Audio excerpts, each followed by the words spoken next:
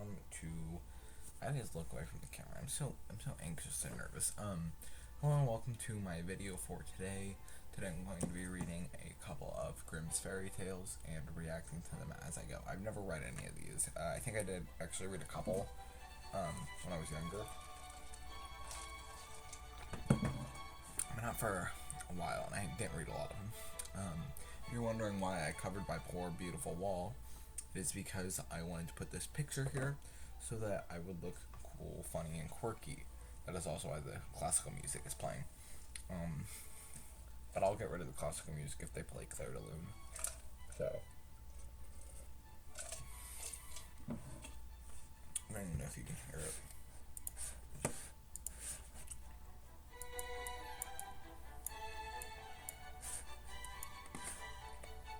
Anyway, the British are coming. Wait, no, the Redcoats are coming. I got this book from a yard sale the other day. The last yard sale of the summer, the only yard sale I went to this summer. We're just gonna go and read one at random here. So, open the middle of the book. Okay, and now I'll go forward until I hit a chapter page. The King's Son Who Feared Nothing. Once there was a king's son who was no longer content to stay at home in his father's house. Since he had no fear of anything, he thought, I will go forth into the wide world. There the time will not seem long to me, and I shall see wonders enough. So he took leave of his parents and went forth, and on, from morning till night, and whichever way his path led, it was the same to him. It came to pass that he got to the house of a giant, and as he was so tired, he sat down by the door and rested. And as he let his eyes roam here and there, he saw the giant's playthings lying in the yard. These were a couple of enormous balls. Sorry, I'm a 14-year-old boy, dude. You can't expect that much from me. It's honestly a God-given miracle that I'm reading right now. I lost my place. And 9 pins as tall as a man. After a while, he had a fancy set the 9 pins up and then rolled the balls at them and screamed and cried out when the 9 pins fell, and he had a merry time of it. So he's going bowling with the giant's humongous balls. Okay. Giant heard the noise, stretched his head out of the window, and saw a man who was not taller than other men, and yet played with his 9 pins. Little worm, he cried, why art thou playing with my balls? What the heck? Who wrote this book, bro? There's no way they didn't read the line, why art thou playing with my balls? And it just was like, oh, that's so funny. I was like, when did Brothers Grimm? When was that a thing? Year 0?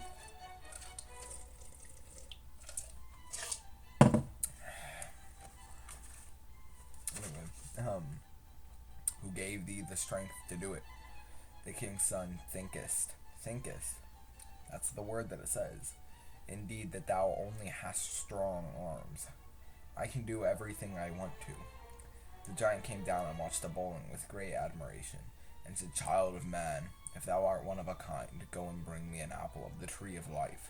Is this like the Garden of Eden? I hate Mozart right now, so it's really annoying. What dost thou want? Why? Wait, what? Why does it say what? Bring me an apple of the tree of life. What dost thou want with it? Said the king's son. I do not want the apple for myself, answered the giant, but I have a betrothed bride who wishes for it. I have traveled far around the world and cannot find the tree. I will soon find it, said the king's son, and I do not know what is to prevent me from getting the apple down. The giant said, Thou really believest to be so easy? The garden in which the tree stands is surrounded by an iron railing, and in front of the railing lie wild beasts, each close to the other, and they keep watch and let no man go in. They will be sure to let me in, said the king's son. Yes, but even if thou dost get into the garden, and seest the apple hanging to the tree, it is still not thine. A ring hangs in front of it, the which anyone who wants to reach the apple and break it off must put his hand, and no one has yet had the luck to do it. That luck will be mine, said the king's son.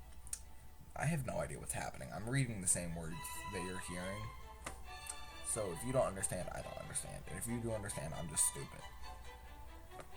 I'm barely in frame here. We got Carolers, we got Matilda, but not Gavin. Then he took leave of the giants and went forth over mountains and valley, and through plains and forests, until at length he came to the wondrous garden. He found it. Yada yada, monsters.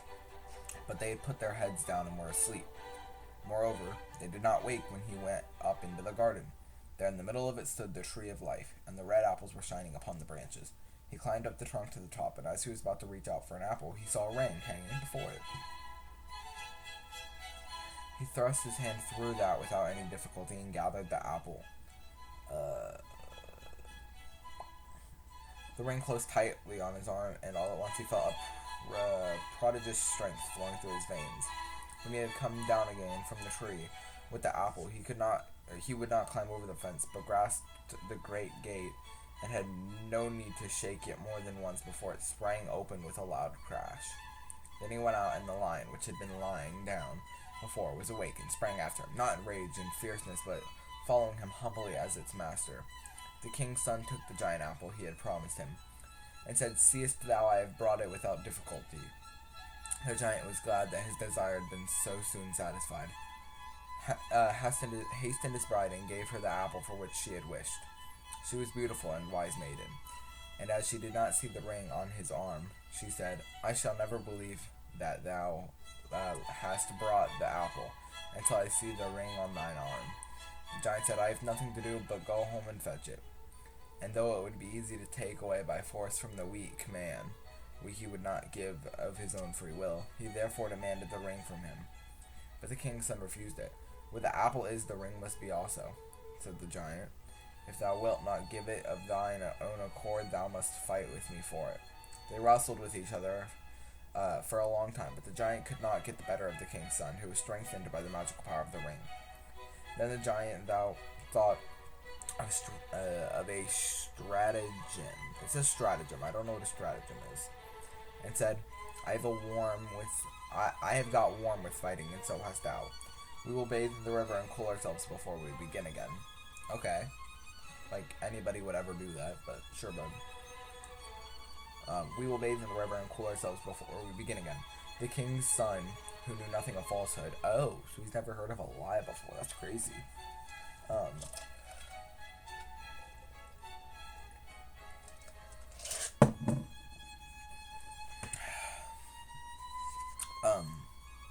Went with him to the water and pulled off his clothes, the ring also from his arm, and sprang into the river. The giant instantly snatched the ring and ran away with it. But the lion, which had observed the theft, pursued the giant, tore the ring out of his hand, and brought it back to its master. Then the giant placed himself behind an oak tree, and while the king's son was busy putting on his clothes again, surprised him and put both his eyes out. The unhappy king's son stood there and was blind, and knew not how to help himself. How did he go blind? What? Hold on. Then the giant placed himself behind an oak tree, and while the king's son was busy putting on his clothes again, surprised him, and put both his eyes out. And that, ripped out ripped out the king's eyes, the king's son's eyes. Okay.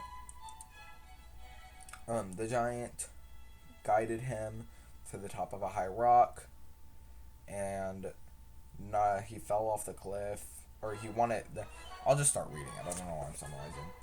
But the faithful lion had not deserted its master. It held him fast by the clothes. The man almost walked off the cliff, and then gradually brought him back up. When the giant came and wanted to rob the dead man, he saw that his cunning had been in vain. "Is there no way then of destroying a weak child of man like that?" said he angrily to himself, and seized the king's son and led him back again to the precipice by another way. But the lion was told he was on. I really think he needs to focus on the lion. Don't know why he keeps coming after this prince guy. The lion, he's a giant. Just step on the lion, bro.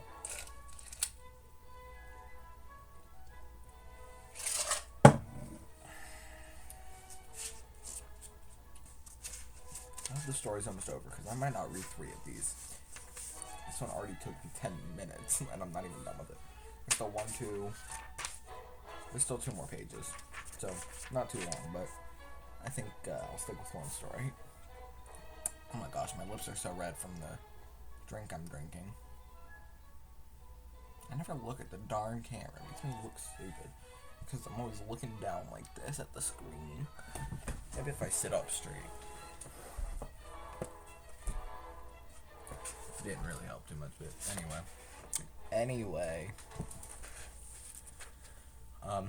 Matter out of danger here also. When they had to get close to the edge, the giant let the blind man's hand drop and was going to leave him behind alone. Wait, what?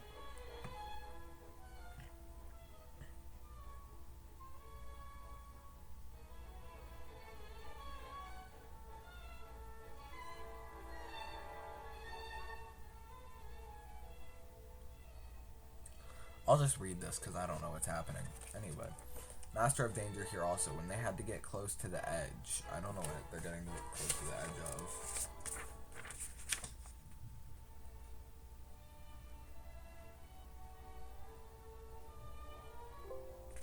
Oh. That's no good. Let me plug this in before my laptop dies mid-recording.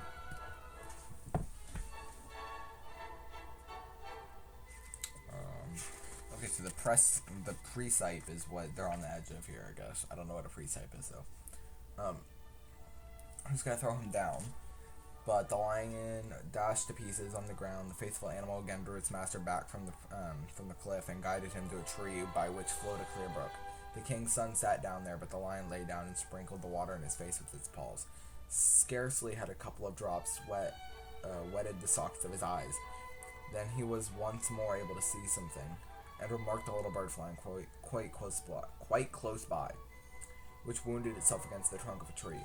On this it went down to the water and bathed itself therein, and then it soared upwards and swept between the trees without touching them, as if it had recovered its sight again. Oh, so this, it's magic. It's a magic lake here. Then the king's son recognized a sign from God and stepped down into the water and washed and bathed his face in it. And when he arose, he had his eyes once more brighter and clearer than they had ever been. The king's son thanked God for his great mercy and traveled with his lion onwards through the world. And it came to pass that he arrived before a castle which was enchanted. In the gateway stood a maiden of beautiful form and a fine face, but she was quite black.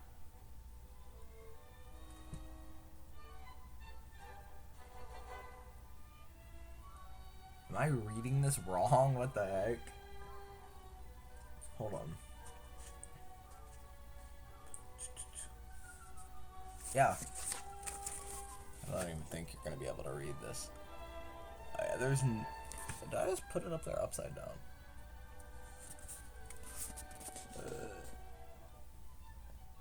Oh, my camera's flipped. That's why why you can't read it. Well, just have a little faith.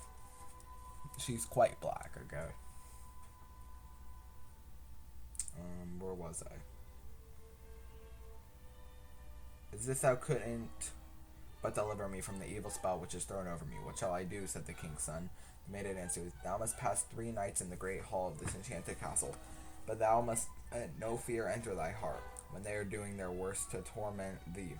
If thou bearest it without letting a sound escape thee, I shall be free. Thy life they dare not take. Then said the king's son, I have no fear. With God's help I will try it. So he went gaily into the castle, and when it grew dark, he seated himself in the large hall and waited. Everything was quiet, however, till midnight, when all at once a great tumult began, and out of every hole and corner came little devils. They behaved as if they didn't see him, seated themselves in the middle of the room, lighted a fire, and began to gamble. Ooh, I like these guys. One of them lost, he said, when one of them lost, he said, It is not right. Someone is here who does not belong to us.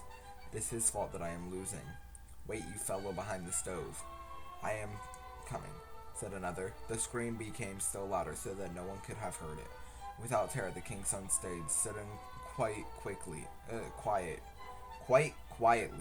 and was not afraid. But at last the devils jumped up from the ground and fell on him. I'm stumbling over my words a lot. Holy crap. And there were so many of them they could not defend themselves from them. They dragged him about on the floor, pinched him, pricked him, beat him, and tormented him, but no sound escaped from him. Towards morning they disappeared, and he was so exhausted that he could scarcely move his limbs. But when the day dawned, the black maiden came to him. She bore in her hand a little bottle, wherein was the water of life, wherewith she washed him. And he at once felt all pain depart, and a new strength flow through his veins. She said, "Thou hast held out successfully for one night, but 2 more lie before thee." Oh my goodness. Then she went away again, and as she was going, he observed that her feet had become white. Guys, she's cursed to be black. What the frick? What the sigma, guys? Oh my god, her curse is that she's black. What was going on, bro? What the heck? Anyway. The next night, the devils came and began their gambling anew. They fell on the king's son and beat him much more severely than the night before, until his body was covered with wounds. But as he bore all quietly, they were forced to leave him. And when dawn appeared, the maiden came and healed him with the water of life. And when she went away, he saw with joy that she had already become white to the tips of her fingers.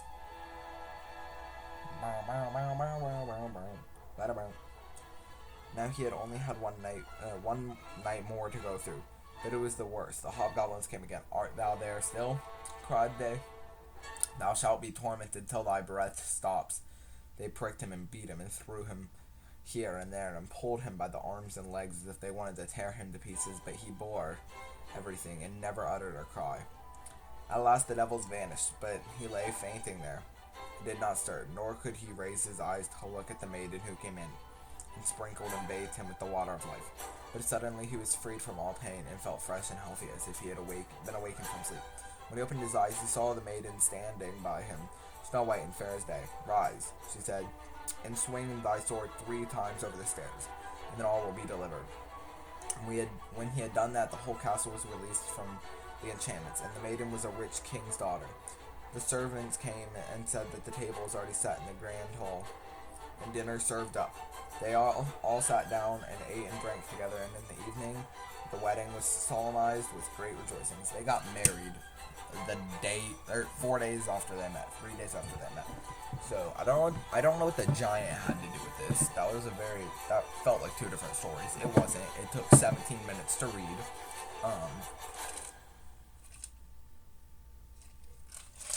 My mouth is really dry too. I have no idea what I just read.